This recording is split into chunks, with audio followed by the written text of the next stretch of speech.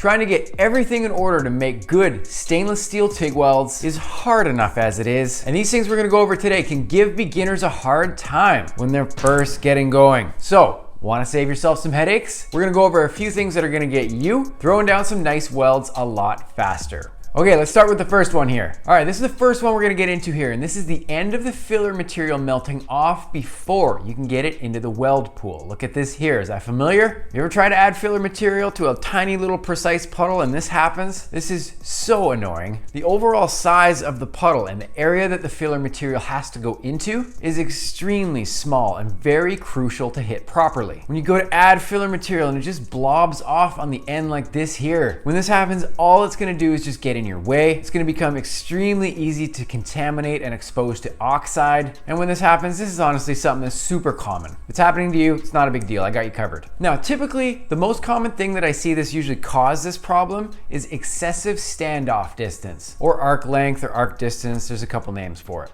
People get mad at me in the comments for that one. So when you're welding and you increase this distance between the tip of the tungsten and the workpiece, you're gonna create an arc which is not focused properly on the welding area, or just generally the area that we're aiming at. So what's gonna happen now as we try and add filler material into the equation is instead of your arc being focused specifically on the welding puddle, your arc cone is gonna begin to flicker and lock onto the filler material. This is why it happens, super annoying. Now, because this happens before we actually get the filler material into the welding pool that we're aiming at, it's not gonna have anywhere for the arc to go. It's just gonna flicker over to the filler rod. It's gonna cause that filler rod to start balling up on itself. And when this happens, quite obviously, it's not gonna break off that easy. This stupid little blob thing is just gonna hang off the end of your filler rod and it's completely gonna get in your way. When this happens, it's very difficult to get it into the weld pool. And even with super fancy gas lenses on your torch, which are giving you the best supply of gas that you think you can get, having this dumb thing hanging off the end of your filler rod is just gonna interrupt gas flow, and it's gonna cause problems that can cause contamination or oxide to form. Your puddle's gonna become partially oxidized, your filler rod's definitely gonna become oxidized. We'll talk about that in a few minutes here. But if you're having problems with the end of your filler rod starting to blow off like this, just really focus on getting in a little bit tighter with your standoff distance or arc length or whatever, and make sure that you have correct torch and travel angles. Looking at these angles here, this is roughly where you want to be with the angles of your travel angle as well as your torch angle.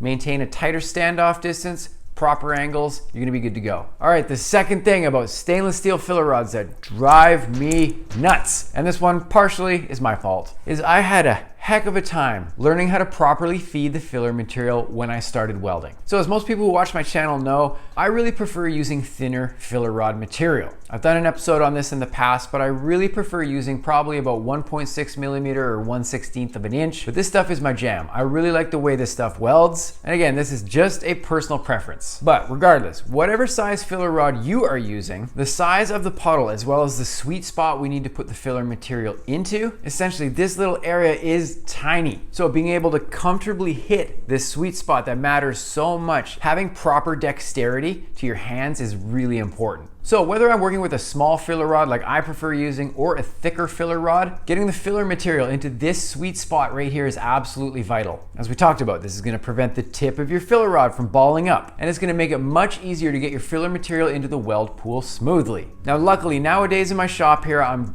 extremely fortunate enough to have better equipment set up, but one of the most important things that I recommend somebody spends their money on is good gloves. So I like using these ones here. These are from Defiant metal. I've been using these for a couple years now, way before I was even sponsored by them. These gloves give me the best dexterity, so when I'm welding, I can feel everything properly. These gloves protect and fit my hands perfectly. And to boot, they also last a really long time. They're really good quality. Like I said, with a tiny welding puddle as well as a tiny filler rod, being able to feel everything in my hands properly is vital. When you're first getting going, it will take some practice to really get the feel for feeding the filler material properly, but having good dexterity is gonna help with this a lot. Now, a long time ago when I was first learning how to TIG weld, I used to use some gloves kind of like what you're looking at here. While they did offer good protection to my hands, and to be honest, they did last a really long time, trying to TIG weld with these things was like basically trying to TIG weld with oven mitts on my hand. It was not a good fit. Do some experimenting to see what type of gloves fit you the best. If you have an opportunity to try out a couple different kinds of gloves, it's absolutely worth your time to do so. Find what works best for you, but from what I have learned from approximately 2 decades of production TIG welding, these ones from Defiant Metal are my favorite ones, hands down.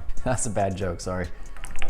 All right, we're gonna get into the third thing here, and this is something I really wish somebody taught me earlier when I first started welding. So we've talked a lot on my channel before about how important it is to post-flow your material when TIG welding stainless steel. But here's the thing. The thing that I wish somebody taught me a lot earlier was you also have to post-flow the tip of your filler rod. May seem basic to people who know this already, but I didn't know it at the time. So when I was first learning how to TIG welding, I kept seeing this little spot of contamination at the beginning of each weld pass. No matter how much time I took to clean everything properly, there would always be this really annoying little spot of oxide I just could not get rid of. So long story short, this is what I was doing here. So what I was doing was moving my filler rod away to the side after I finished a weld. See what I did there? So what I'm doing when I remove my filler material is I'm removing it from the gas envelope of the torch. So the rod is still at a temperature where it is susceptible to forming oxide when being removed from the welding gas. So even though I had my machine set properly and I was focusing on proper post flow, removing my filler rod from this equation has now formed that oxide on the filler rod. So when I pick up that same piece of filler material for my next pass, this little bit of oxide is going to be put into the beginning of that next pass. Kind of shooting myself in the foot, wasn't I? Again, nobody taught me this. I had to figure this out for myself. That's why I tell a lot of these stories on my show here. When you finish your weld, try and keep your filler material under the cup in the gas envelope for at least a couple seconds. Your filler material is going to cool down much quicker than the workpiece itself, so it actually only needs to be shielded by the gas for like a second or two. What you'll do is properly shield the tip of your rod. This way it will not form any oxide, which as we talked about, is going to contaminate the next pass you do.